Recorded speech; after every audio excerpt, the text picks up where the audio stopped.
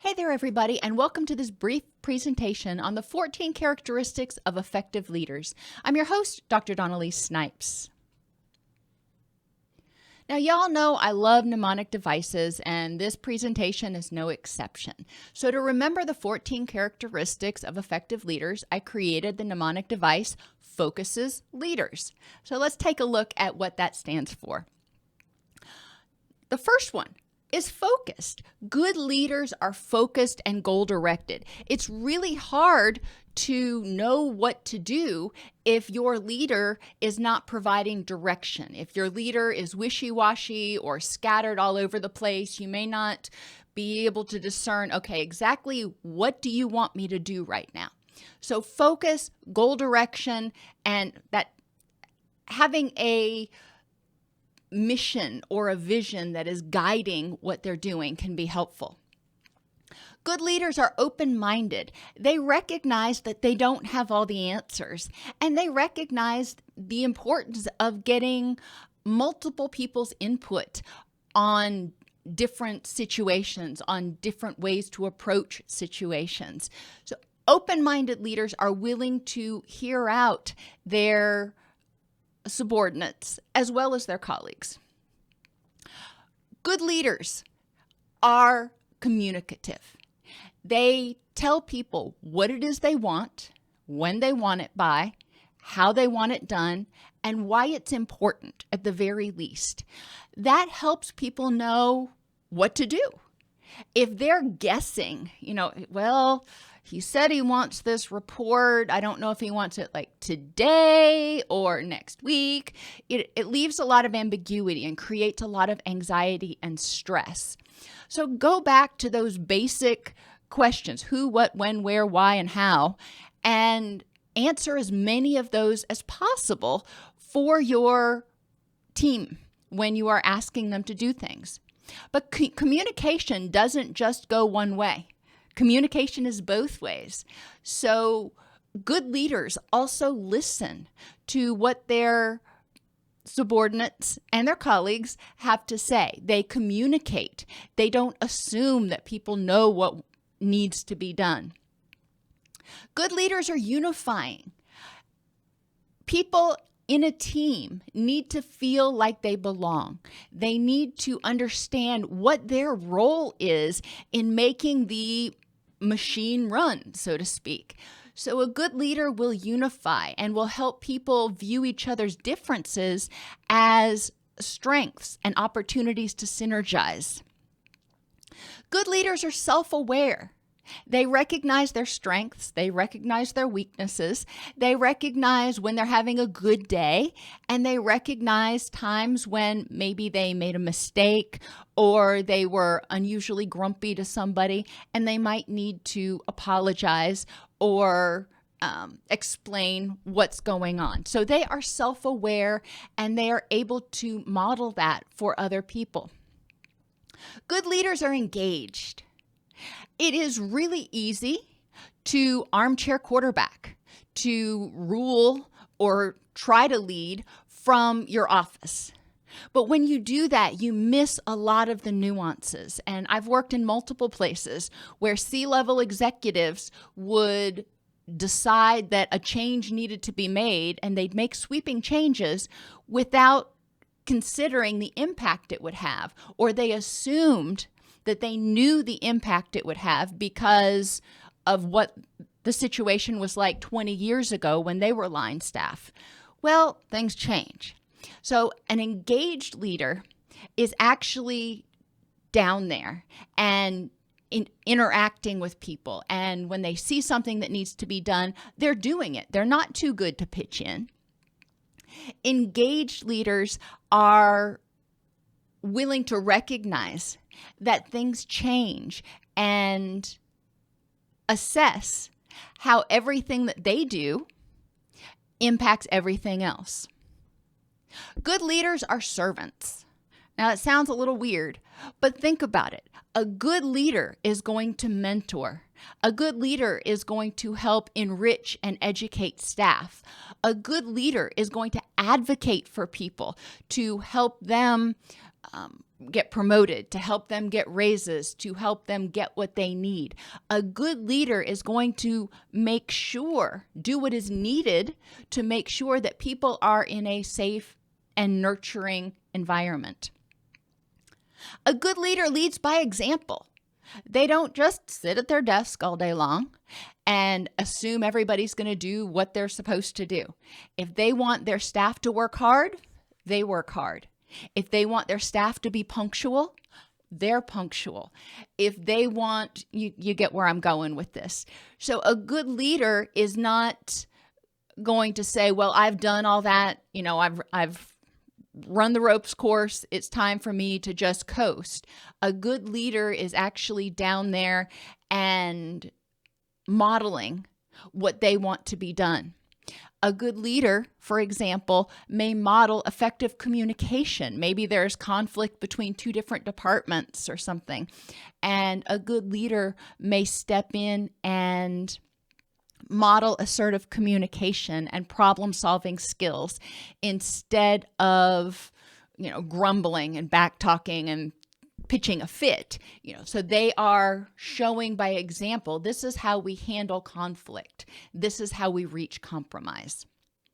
Good leaders are emotionally intelligent. They are able to identify and deal with, manage their own emotions, but they're also able to identify, empathize, and validate the emotions of others. They are able to recognize that subordinates, above all, are humans, and we have lives outside of the group, whether it's, a work group or a family group or what have you. There are lots of different aspects to our lives. And an emotionally intelligent leader can recognize when someone is experiencing distress and intervene appropriately. Good leaders are adaptable. Things change. The needs of stakeholders change. The needs of people in the group may change. And a good leader is always scanning and saying, okay, is everything humming along, or are we starting to experience some stress in one aspect or another? And they're able to drop back and punt, so to speak. They're also adaptable to external situations. For example, in 2020, in behavioral health, we went from almost always doing intensive outpatient and outpatient services in clinic in a face-to-face setting to providing the majority of those services online. We adapted to the needs of the individual, to the needs of the stakeholders in light of the pressing pandemic concerns. Those companies that didn't adapt didn't end up surviving most of the time. The same thing is true. You can look back at some of the big behemoth corporations from the 70s and 80s that you thought would live, go on forever as organizations, and they've filed bankruptcy or gone out of business because they didn't adapt to the online environment. Good leaders recognize changes in stakeholder needs, recognize changes in regulatory issues or the landscape of their situation, and they view it as a challenge. And they say to themselves, all right, we've been doing it this way forever. However, that's not going to be successful anymore. How can we adapt? How can we morph in order to accomplish our goals in this new situation?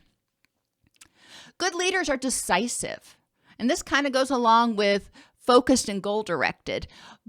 When a leader is focused and goal-directed, they know where they're going. They have a mission. They have a vision. They know what they want to achieve. Decisive means, okay, we're actually going to do it. And they make decisions instead of saying, well, there are several options and we'll think about them and pondering. They're faced with a situation, they get the facts, they make a decision. It's not always going to be the right decision. But a good leader, when they make a wrong decision, is willing to own up to that and go, well, that didn't work out so good. Let's take a look at this again and figure out how to correct our course. And they make decisive moves instead of being wishy-washy. Good leaders are empowering and motivational. They want to encourage and inspire their subordinates to be all they can be, to quote an old slogan. And this is an excellent aspect of a good leader. Instead of oppressing their subordinates and keeping them, as line staff or feeling intimidated or threatened by their subordinates, good leaders often surround themselves with people who have skills and abilities and talents that they don't, or even some that they do. Yet they are not threatened by those. They want to nurture people. They come from a mentality of abundance, so they can encourage people to grow and become what they want to be. Good leaders don't hold people back either. You may have a really good employee. Well, yeah, you'd probably like to hold on to them forever, but a good leader is going to motivate that person to apply for those promotions, apply for those transfers, do what they need to do in order to grow as an individual and as a professional. Good leaders are respectful, recognizing they're not going to agree with everybody all the time, but they acknowledge each person's experiences and perceptions. And good leaders are stable. They operate from a wise mind place instead of an emotional mind, and they're very consistent. You know what to expect with those leaders. It's not a guessing game. Is this person going to come in and be, all over the place, wishy-washy? Is this person going to show up at all? A good leader is consistent. They are there. And a lot of good leaders, I use the mnemonic CRAVES when I talk about secure attachments, but a lot of good leaders nurture secure attachments with their team. They are consistent in their presentation. They are responsive to the needs of their team. They give positive attention. That goes with being empowering and motivational. They validate how people feel. They encourage and support their staff. How awesome would it be if your supervisor or your leader embodied those characteristics? How much more would you look forward to going to work if your supervisor, if your leader embodied those characteristics? So on to those journal prompts. Which of these characteristics is a current strength that you have? Give an example of how you have demonstrated each one in the past month.